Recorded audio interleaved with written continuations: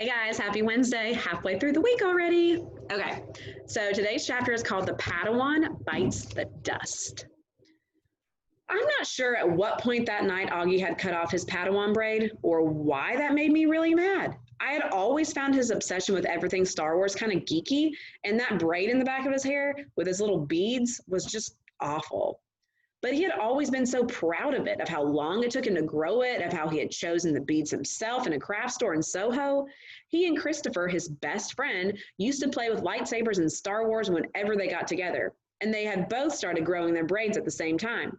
When August cut his braid off that night without an explanation, without telling me beforehand, which was surprising, or even calling Christopher, I was just so upset and I can't even explain why. I've seen Augie brushing his hair in the bathroom mirror. He meticulously tries to get every hair in place. He tilts his head to look at himself from different angles like there's some magic perspective inside the mirror that could change the dimensions of his face. Mom knocked on my door after dinner. She looked drained, and I realized that between me and Augie, today had been a tough day for her too. So, you want to tell me what's up? She asked nicely, softly. Not now, okay? I answered. I was reading. I was tired. Maybe later I'd be up to telling her about Miranda, but not now.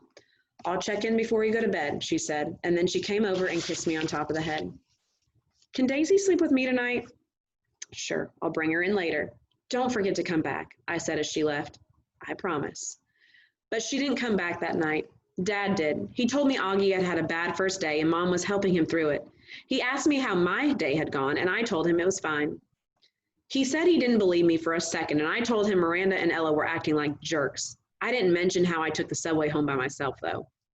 He said nothing tests friendships like high school, and then proceeded to poke fun at the fact that I was reading War and Peace. Not real fun, of course, since I'd heard him brag to people that he had a 15-year-old who was reading Tolstoy. But he liked to rib me about wherever I was in the book, in a war part or in a peace part, and if there was anything in there about Napoleon's day as a hip-hop dancer. It was silly stuff, but Dad always managed to make everyone laugh, and sometimes that's all you need to feel better. Don't be mad at Mom, he said as he bent down to give me a goodnight kiss. You know how much she worries about Augie. I know, I acknowledged. Want the light on or off? It's getting kind of late, he said, pausing by the light switch at the door. Can you bring Daisy in first? 2 seconds later, he came back with Daisy dangling in his arms, and he laid her down next to me on the bed. Good night, sweetheart, he said, kissing my forehead. He kissed Daisy on the forehead, too. Good night, girlie. Sweet dreams. All righty, and we will be back for another chapter tomorrow.